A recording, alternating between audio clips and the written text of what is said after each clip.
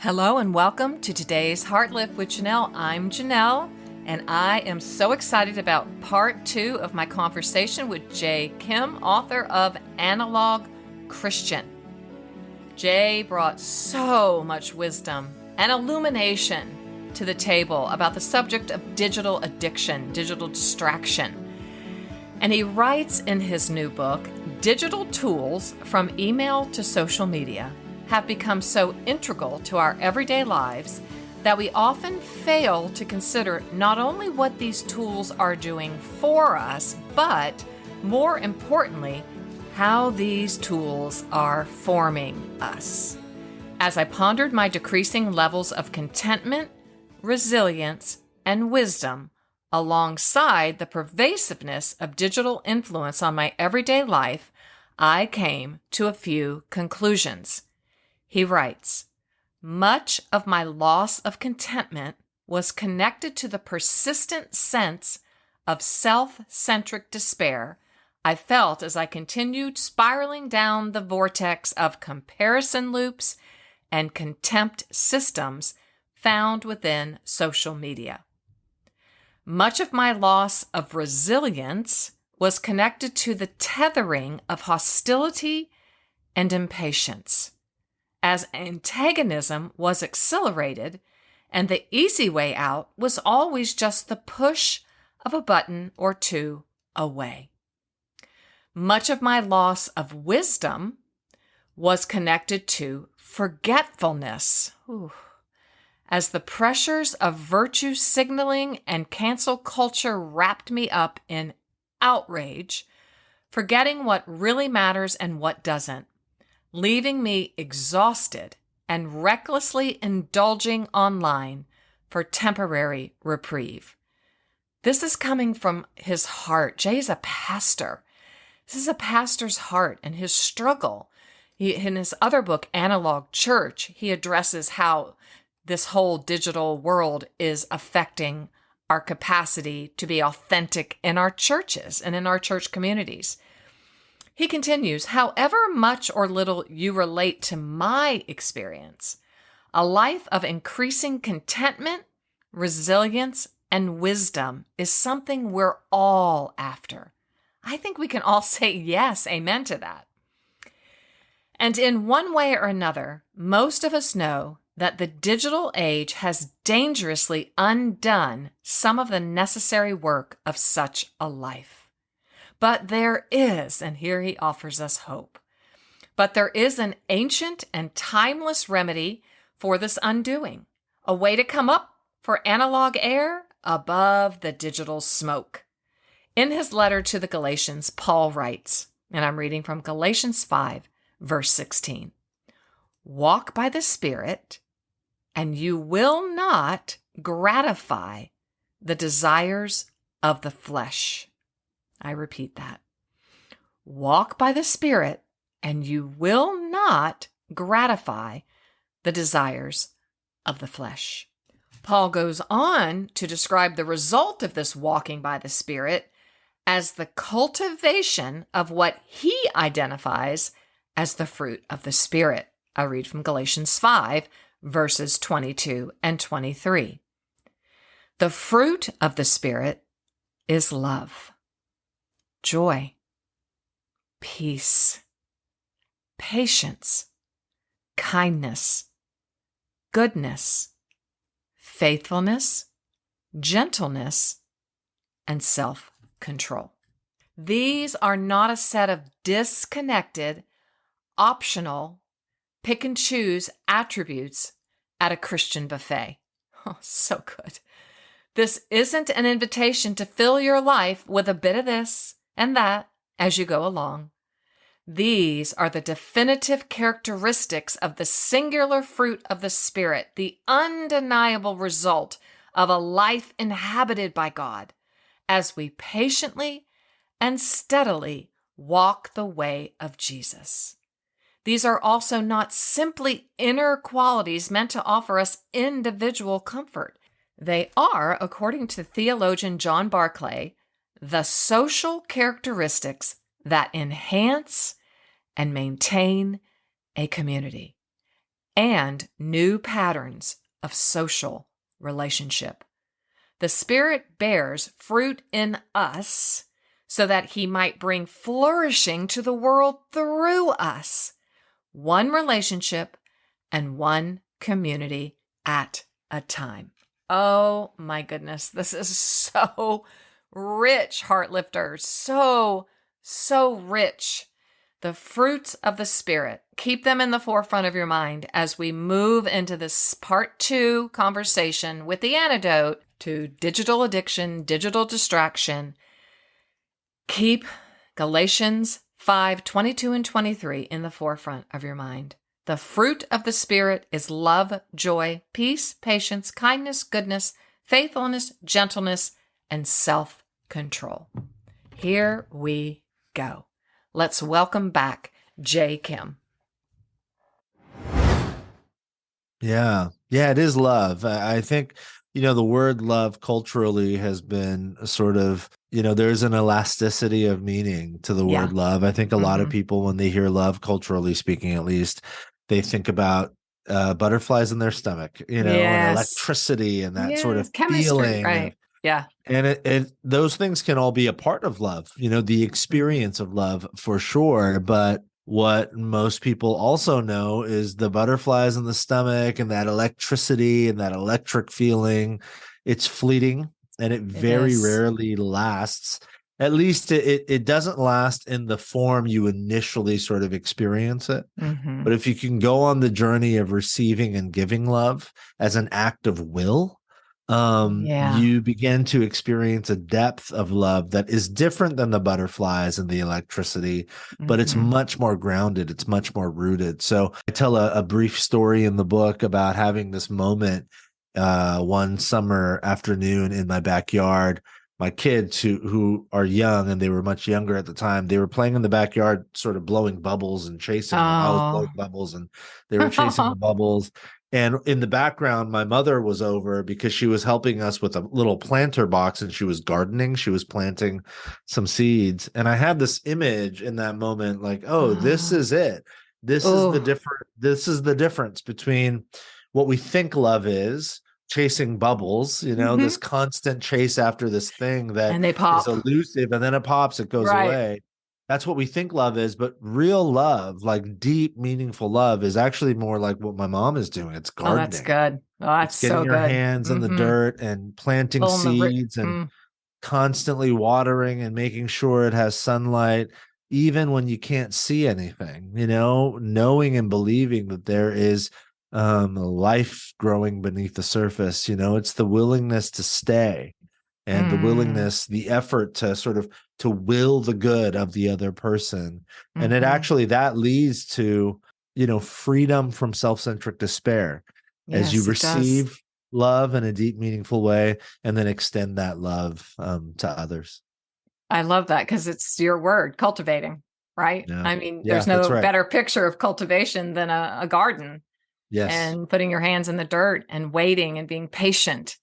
And even the garden being resilient when a storm comes, it's like they just can't help but bloom. They just can't help it unless a really bad hurricane or something comes through. But it takes a lot for a seed or to not bloom, to not come into existence.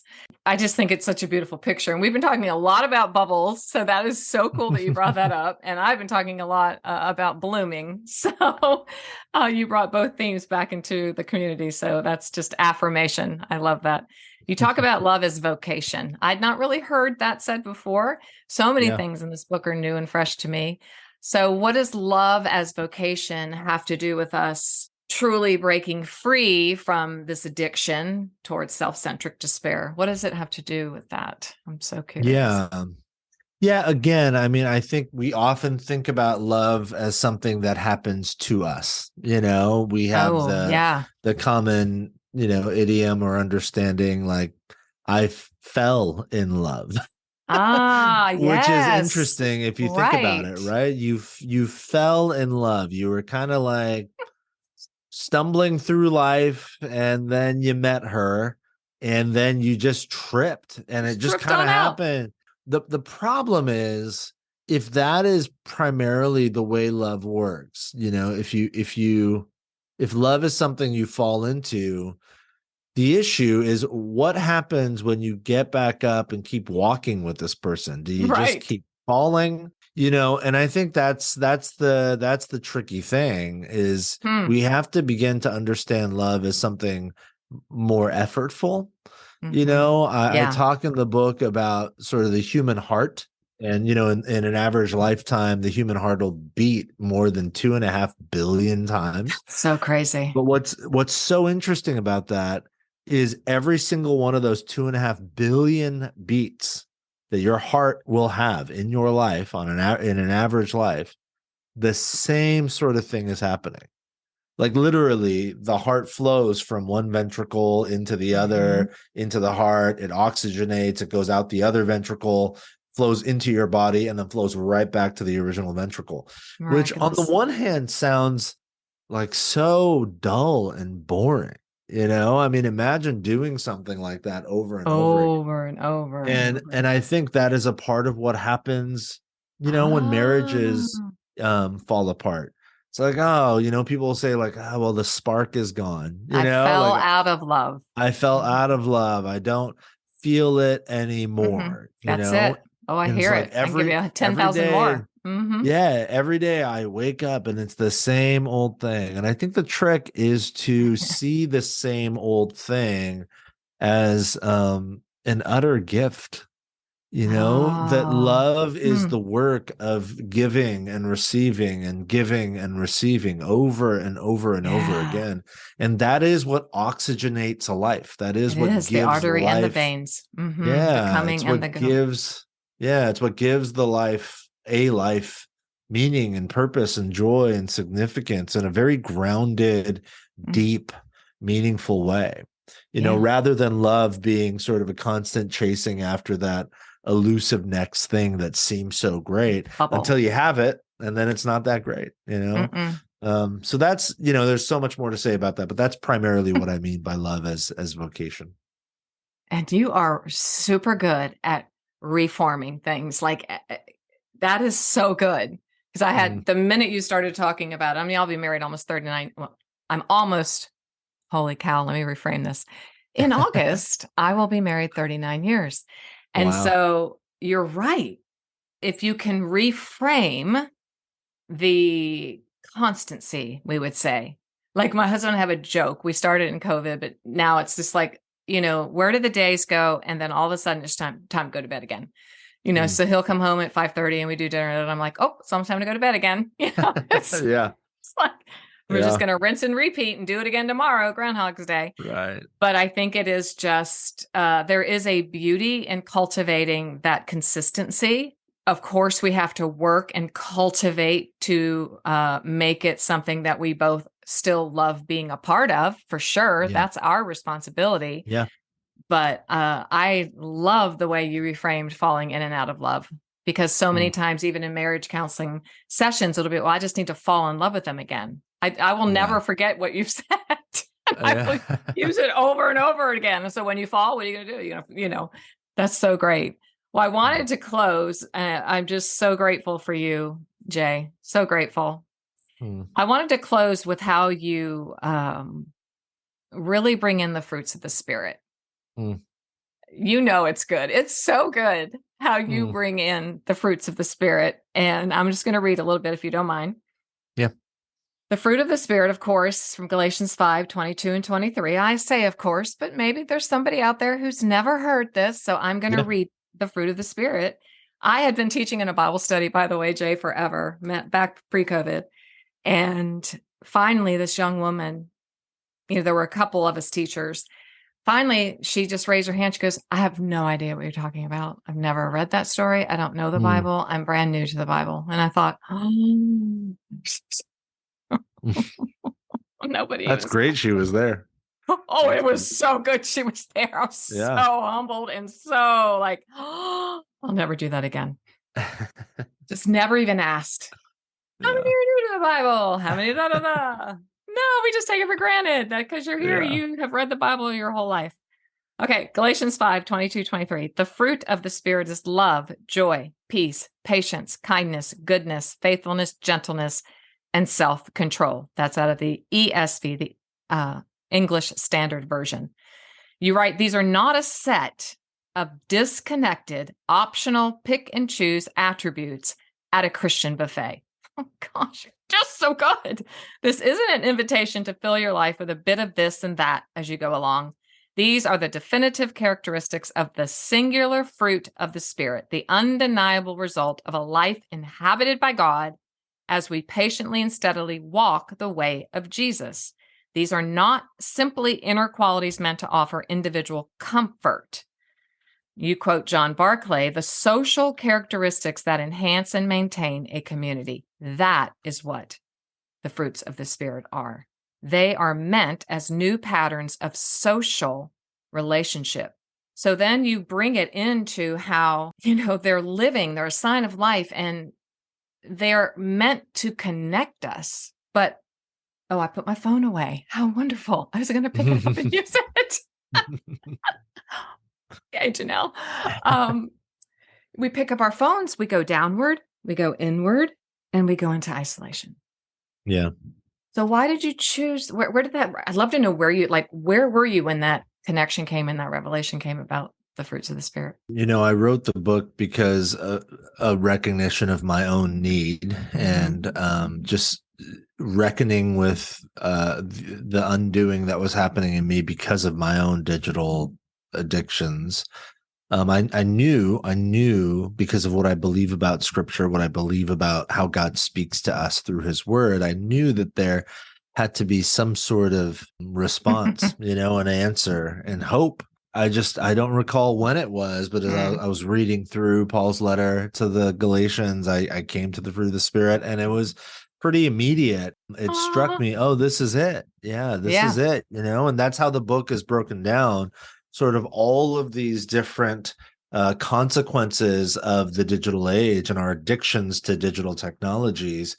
I just realized the fruit of the Spirit and the characteristics of the Spirit's fruit, these are the antidotes to everything I'm experiencing, So that's how the chapters are broken down. Love instead of self-centric despair, that, like, as we've talked about, joy instead of comparison, peace instead of contempt, patience instead of impatience, kindness and goodness instead of hostility, faithfulness instead of forgetfulness, gentleness instead of outrage, and then self-control instead of reckless indulgence. And it was amazing. I don't say this lightly, and I don't say this often, but it really felt like the Spirit was doing that work. It's like, here it is. Here's the answer. Just allow me to cultivate fruit in your life, and naturally what will happen is you will become a person of love and joy and peace, instead of self-centrism and comparison and contempt and so on. So I spent a long time sort of exploring that, and not just exploring it intellectually, but trying to embody it and live it and experience it. And I'm still trying, it's not easy. Tell us how you practically do that. Oh gosh, no. I know. I'm sorry. No, nothing brilliant. But again, it's the simple stuff that I think many people already do. It's just every morning I have a particular practice before my kids wake up. I make my pour over coffee, and as I do, it's a ritual. I mean, as I smell the coffee, I'm praying for my family, praying for our church. And trying to surrender myself and asking God by His Spirit to form me that day into the sort of person He longs for me to be. So it's just practices like that, over and over. That's very mindful. That recenter me on what the Spirit of God might want to do.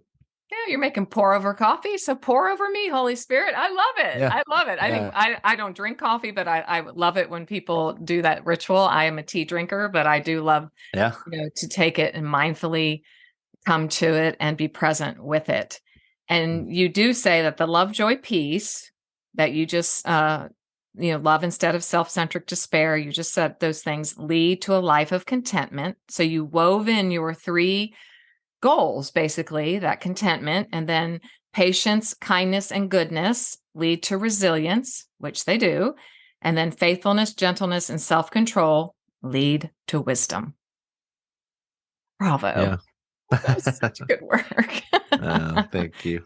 Please, Heartlifters, I just think this is such a great graduation gift too. It's just a great gift to give to a student who's going away to college.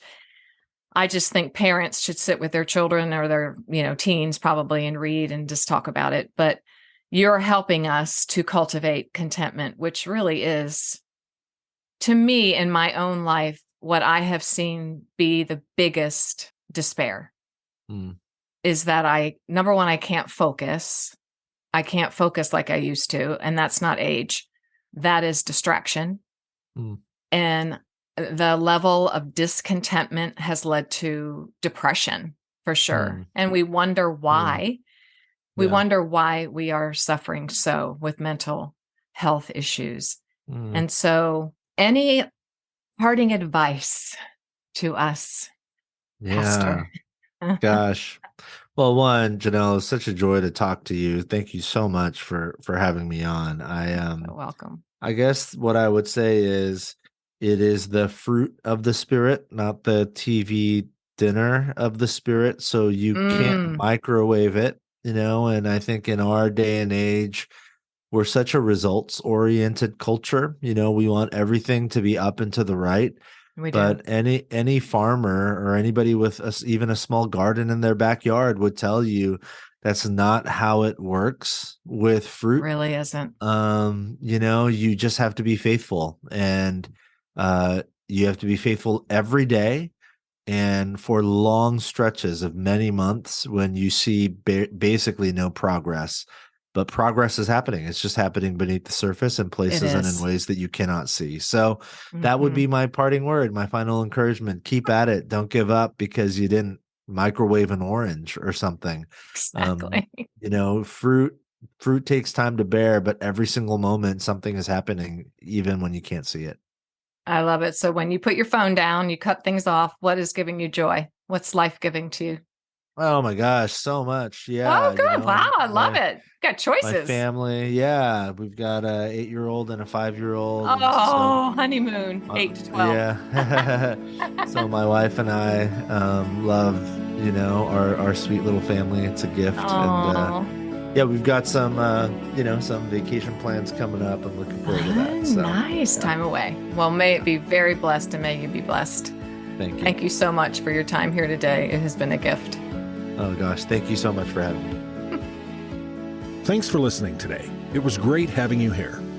For even more great content and resources, please join the Stronger Everyday online community at janellreardon.com.